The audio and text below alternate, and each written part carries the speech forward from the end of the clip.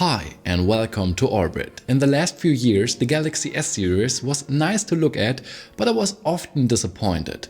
Jerky performance, poor battery life and mediocre cameras. But the Galaxy S23 is supposed to change that all. Is Samsung finally taking back its crown? The Galaxy S22 and S23 not only look similar, they almost feel identical. The build quality is awesome and the water resistance of 30 minutes in a depth of 1.5 meters makes that clear. I like the matte Gorilla Glass Victus 2 because you can hardly see any fingerprints and scratches on it. In fact, it's even supposed to survive a 2-meter drop on asphalt without issue. The most noticeable design change is the camera element. The three lenses now stand individually. I have mixed feelings. On the one hand, I'm now afraid that the camera is not as well protected as before, even though there is a metal lip, and I see definitely more dust around it. On the other hand, the design language now fits much better with the other Samsung smartphones and has a high recognition value. I also find it great how little the lenses stick out, just about a third of the iPhone 14 Pro. I don't like that the Armor aluminium frame is still polished. A matte finish would have been better with fingerprints and scratches. Still, this is one of the most beautiful smartphones in my eyes, and even the most beautiful from the front because the display has such thin symmetrical bezels. It sits flat in the frame and the corners around it. The S23 is compact 6.1 inch, a rarity these days and really comfortable to use with just one hand. The S23 Plus on the other hand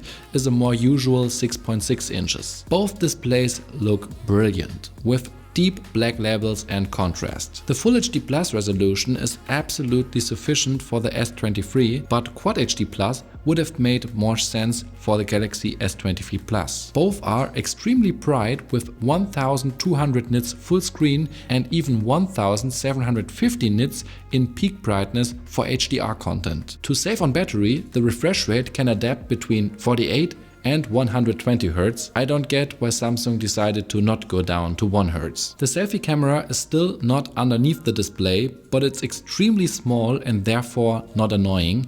The fingerprint sensor is underneath the display, and thanks to the ultrasonic technology, it's much faster than the competition in this country. I think that stereo speakers sound a bit better than the predecessor in some moments, but it's not a night and day difference. With the SoC on the other hand, it is. I don't think that most people realize how important the SoC in a smartphone really is. It touches every area. Bluetooth, Wi-Fi, mobile data, image and sound processing while creating or viewing content. And of course, every percent in efficiency helps the battery life a lot. And finally, we no longer have an Exynos in Europe, but the Snapdragon 8 Gen 2 in a slightly stronger 4 Galaxy edition. It was manufactured by TSMC in 4nm and it has an incredible performance jump of 34% in the CPU and 41% in the GPU. In a 20-minute stress test, the performance dropped by 40%, but even then it was still better than the Galaxy S22 in the same stress test before it even started. In everyday use, the performance is clearly noticeable. Micro judders, stuttering, loading times, everything is now a thing of the past. The Galaxy S23 runs smoothly, fast and with a constant 120 Hz. That's nothing I don't already know from a Google Pixel or an iPhone, but it's something new for a Galaxy S. This year, the 128GB model still has the same old UFS 3.1 storage technology, and the 265GB model has UFS 4.0, and the speed difference is striking. Twice as fast write speeds and 80% improved read speeds with a 45% increased efficiency. Even if you can rarely see that in everyday life, I would still recommend anyone to pay the 60 euros more. The Galaxy S23 has 8GB of RAM and it is 36% faster and more efficient than the predecessor. And I think 8GB is fine, but it's not quite a lot, and 12GB would have been more appropriate. But I don't have any concerns thinking about longevity because Samsung is still holding the record for Android updates. 4 years of Android and 5 years of security updates. That's really awesome. You can think what you want about Samsung software, but they have more features than anyone else. With One UI 5.1, they have borrowed some from Apple. The customizable lock screen, for example, or the focus modes. for work and play, and there are even some smooth and beautiful animations. Although I find pure Android prettier overall, I can definitely appreciate Samsung's uniform design language. I see advantages in the tight integration with Windows and the own comprehensive ecosystem, and how quickly the camera can recognize a QR code. There's only one thing that drives me crazy, and that's the emojis. They are so ugly and I feel ashamed when I use them in an Insta story. And now it's time to talk about the camera. Like last year, there's a 12 megapixel ultra wide angle, 50 megapixel main sensor and the 3x tele lens with 10 megapixel. With these three focal lengths, you can pretty much cover anything. The ultra wide angle has a large field of view and good dynamic range. There is potential for improvement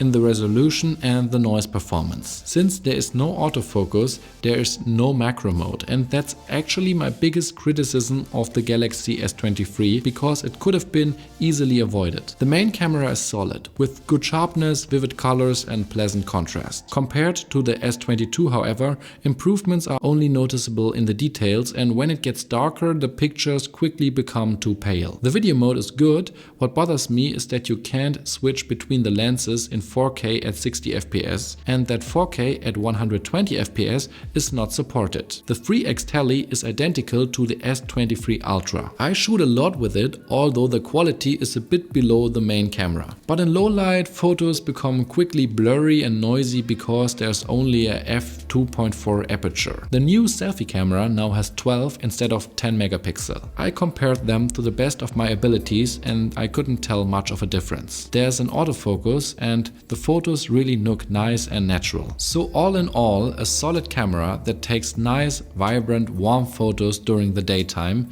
and at twilight I see potential for expansion. I rank the S23 slightly behind the Pixel 7 Pro and the iPhone 14 Pro. Time to talk about battery life. The Galaxy S22 really was not that good, and that's why Samsung increased the battery size by 200 mAh, and that's 5%, but the efficiency overall of the whole technology increased by way more, so in total I could measure about 25% better battery life. An average of 5 instead of 4 hours of screen on time is a significant improvement, and I was easily capable of doing one day without charging. Yesterday I even had 36% of battery life left with 4 hours of screen on time. Especially in mobile data, the consumption is now lower, and that also means that the Galaxy S23 and the iPhone 14 Pro are mostly on par. The S23 Plus lasts even longer, about to 1.5 hours. And that's a reason to celebrate. The battery is no longer a pain point for Samsung. Charging, however,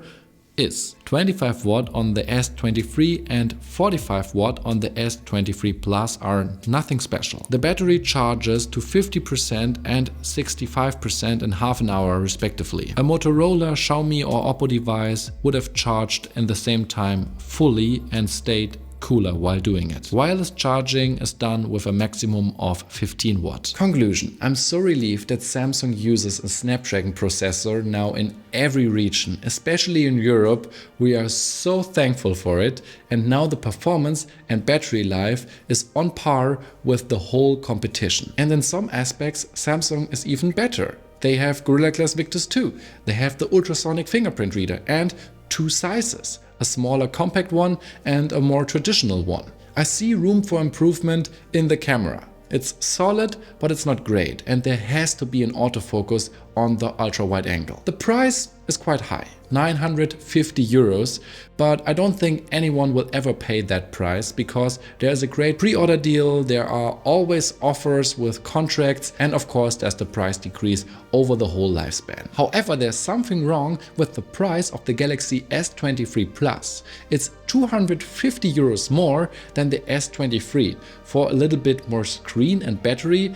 I don't see that. So Samsung really needs to think about that one, because I do like it, but it's too expensive. So yeah, welcome back Samsung at the top.